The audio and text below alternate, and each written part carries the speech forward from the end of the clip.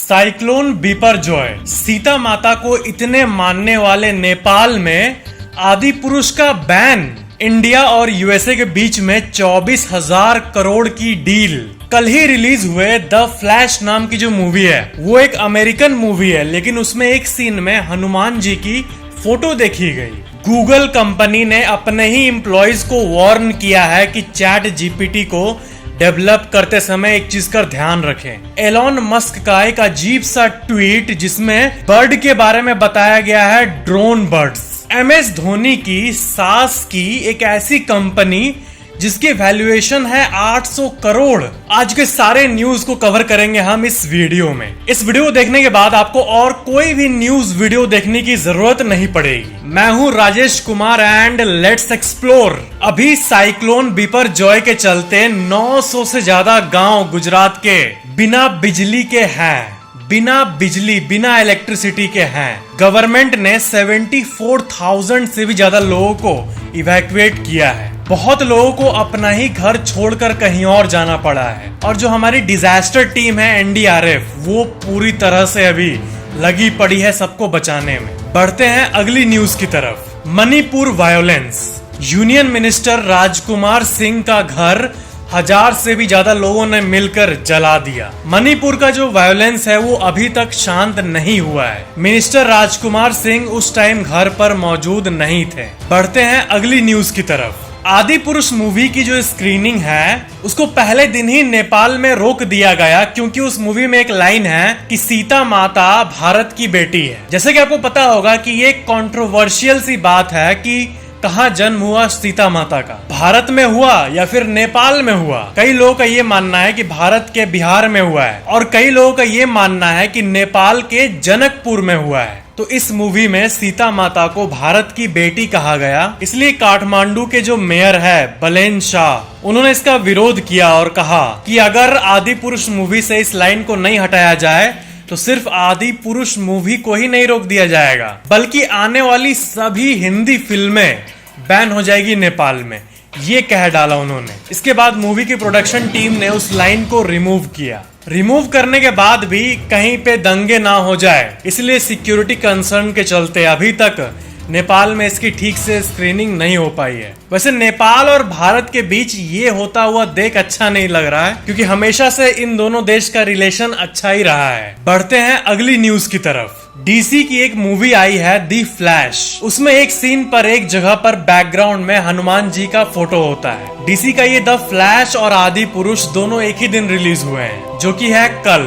कई लोग ये कह रहे हैं कि अगर आपको आदि पुरुष का टिकट नहीं मिला तो ये जाके देख लो, इसमें भी आपको दिख जाएंगे हनुमान जी। बढ़ते हैं अगली न्यूज की तरफ। एक अजीब सी न्यूज आ रही है कि गूगल कंपनी अपने ही एम्प्लॉइज को वार्निंग दी है कि एआई डेवलपमेंट को फूक फूक कर करो, और एआई जो निकलने वाला है बार्ड, उसके डेवलपमेंट के टाइम कोई भी कॉन्फिडेंशियल मैटर को एंटर ना करो, किसी भी तरह का कॉन्फिडेंशियल डेटा को ना एंटर करो। मतलब एक तरह से गूगल खुद ही कंफ्यूज्ड है कि वो कैसे डेवलप करे विदाउट लीक्स, क्योंकि चैट जीपीटी की एक बहुत छोटी सी टीम है और गूगल लाखों एम्प्लॉइज की एक कंपनी है। गूगल अभी खुद ही सोच रहा है कि वो चैट जीपीटी से आगे कैसे निकले। चैट जीपीटी और गूगल का बार्ड दोनों अभी आपस में लड़ रहे हैं, दोनों में टक्कर चल रही है। चैट जीपीटी ने गूगल का नींद उड़ा रखा है, ये तो कंफर्म है। बढ़ते हैं अगली न्यूज की तरफ। एलॉन मस्क ने एक बहुत ही अजीब सा ट्वीट किया है, इसको आप अपने स्क्रीन पे देखो।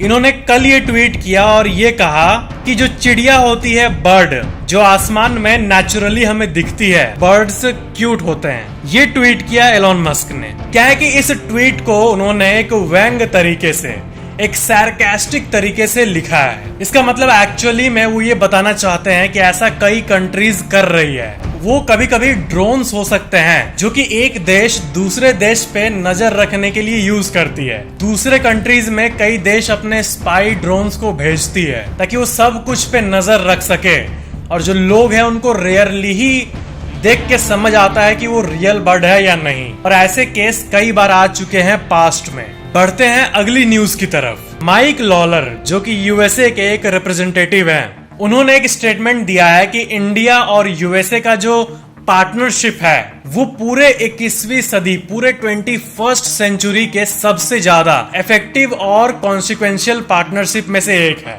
जून 21 से 24 तक पीएम मोदी यूएसए में रहेंगे। इंडिया ने रिसेंटली 31 ड्रोन्स को परचेज किया जिसका मॉडल नेम है MQ-9B, और डिफेंस एक्विजिशन काउंसिल जो कि सारे डीलिंग्स को अप्रूव करता है सोच समझने के बाद, उन्होंने फाइनली इस डील को अप्रूव कर दिया है और इसका ऑफिशियल अनाउंसमेंट भी जल्द आने वाला है। $3 बिलियन की डील होगी, मतलब 24,000 करोड़। इससे इंडिया और यूएसए का जो डिफेंस टाइज है वो और मजबूत होगा। इस MQ-9B सी गार्जियन का इस्तेमाल इंडियन ओशन के ऊपर होगा, यानी ये जो ड्रोन्स है ये पूरे इंडियन ओशन के ऊपर सर्वेलेंस करेंगे, और ये बहुत ही एडवांस ड्रोन है जो फिलहाल अमेरिका ही बना पा रहा है और इसलिए भारत उससे परचेज किया है। बढ़ते हैं अगली न्यूज की तरफ। कल टोंगा, जो कि ऑस्ट्रेलिया के सामने मौजूद एक आइलैंड है, वहां पर 7 मैग्नीट्यूड का अर्थक्वेक आया था, और कल असम में भी 4.8 रिक्टर स्केल का अर्थक्वेक आया था,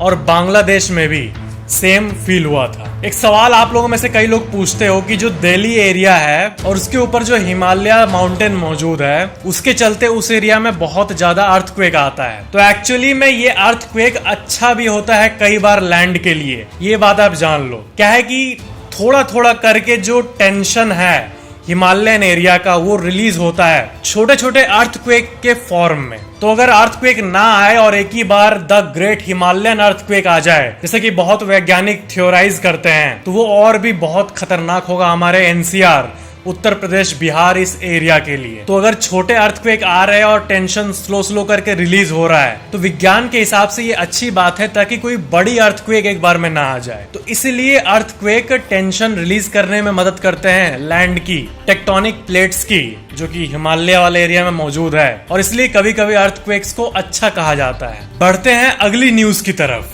MS धोनी IPL का शायद अब एक और सीजन खेलें, उसके बाद खेले या ना खेले ये किसी को नहीं पता, लेकिन उनका $multi-billion का बिजनेस एम्पायर एक्चुअली में सेट है। उनके मल्टीपल बिजनेसेस हैं और उनके एक कंपनी का वैल्यू तो 800 करोड़ है। उनका एक कंपनी है धोनी एंटरटेनमेंट प्राइवेट लिमिटेड, और MS धोनी की सास शीला सिंह यानी उनकी मदर इन लॉ और उनकी वाइफ साक्षी दोनों शेयर होल्डर्स है इस कंपनी में। और ऐसे ही रिपोर्ट्स आ रही थी कल कि उनकी जो मदर इन लॉ है वो सबसे ज्यादा प्रोमिनेंट वर्क है उनका इस 800 करोड़ की कंपनी में। दैट्स गजब। बढ़ते हैं अगली न्यूज की तरफ।